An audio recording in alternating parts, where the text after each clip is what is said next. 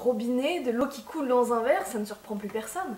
Et pourtant, savez-vous que près d'un Français d'aujourd'hui sur deux est né dans une famille qui n'avait pas encore l'eau courante à la maison au moment de sa naissance? Quelques chiffres.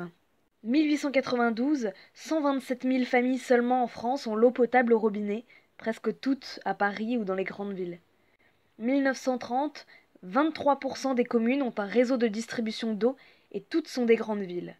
1949, tous les logements ont l'eau courante en ville, seulement 1 sur 10 dans les campagnes, et 1 sur 20 en Bretagne et en Vendée. En 1950-1960, l'adduction d'eau en zone rurale est le grand chantier national. En 1968, 9 logements sur 10 ont l'eau courante. Le reste est terminé vers 1975-1980, donc c'était hier. Mais un logement sur deux n'a toujours ni salle de bain ni WC intérieur. 1984, la salle de bain ou les WC manquent encore dans 15% des logements. Ce chiffre tombe à 2% en 2000 et aujourd'hui il ne concerne plus que des maisons très anciennes en zone rurale habitées par des personnes âgées. Comment trouvait-on de l'eau avant qu'elle arrive au robinet? Eh bien, en allant la chercher au puits. Le puits de la maison ou le puits du quartier.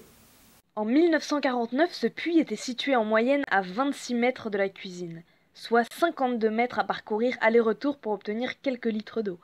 Si le puits était dans une pente en contrebas, la maison se vendait ou se louait moins cher puisqu'il fallait remonter la pente avec des seaux bien lourds. Un détail déjà oublié aujourd'hui. À partir de 1949, les pompes électriques se multiplient dans les campagnes pour tirer l'eau du puits avec moins de fatigue ou pour utiliser l'eau d'une citerne alimentée par les pluies. Autre détail oublié, la faible pression des premiers châteaux d'eau qui mettaient longtemps à se recharger. Avoir un robinet ne suffisait donc pas à obtenir de l'eau en quantité suffisante. Donc, jusqu'aux années 1950, certains petits malins se levaient la nuit pour remplir en catimini leur lessiveuse avant leurs voisins. L'amélioration du réseau d'eau a contribué indirectement à pacifier les relations de voisinage.